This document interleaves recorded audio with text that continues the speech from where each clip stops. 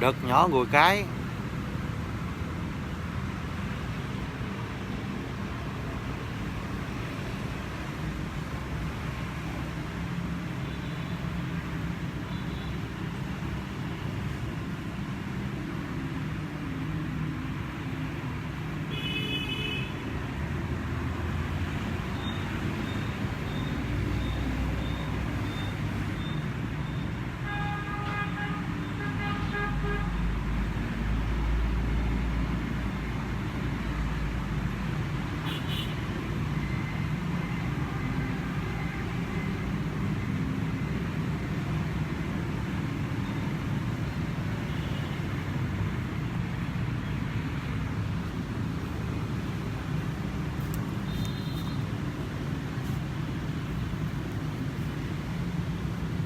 Thấy gì không gì?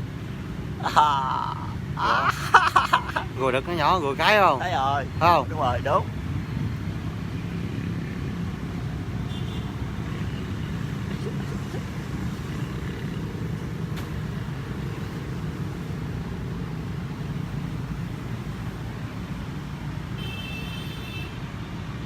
Đây là sự giao phối của côn trùng.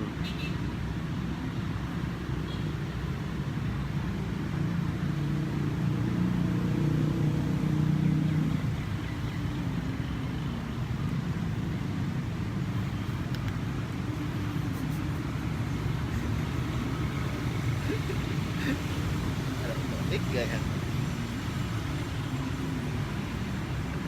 Giao phối cũng lâu ha. Chứ sao?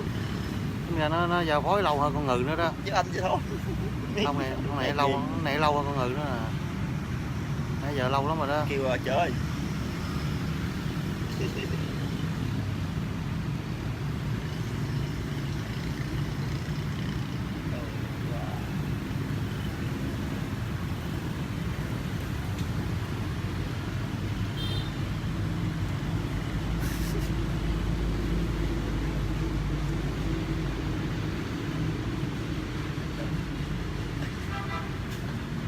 Rõ không? Thấy rõ ha.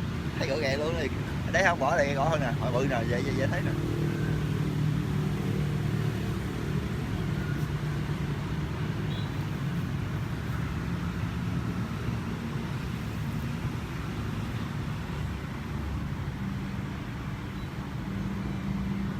Mình biết được cái bên không vai.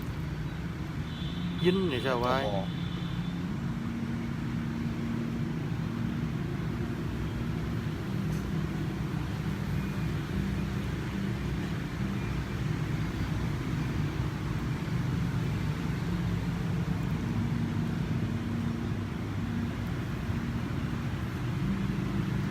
Cái sáng luôn không đi luôn đó. Rồi đây rồi.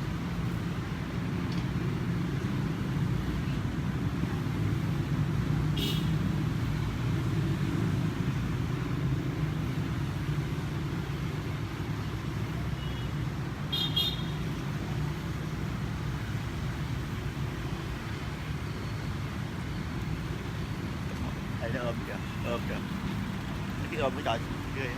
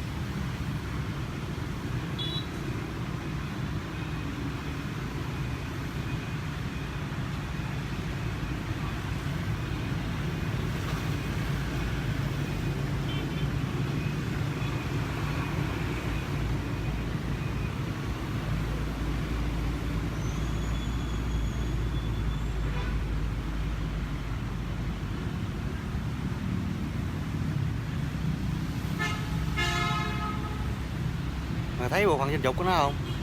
Nó chụp liền nhé. Không thấy hả?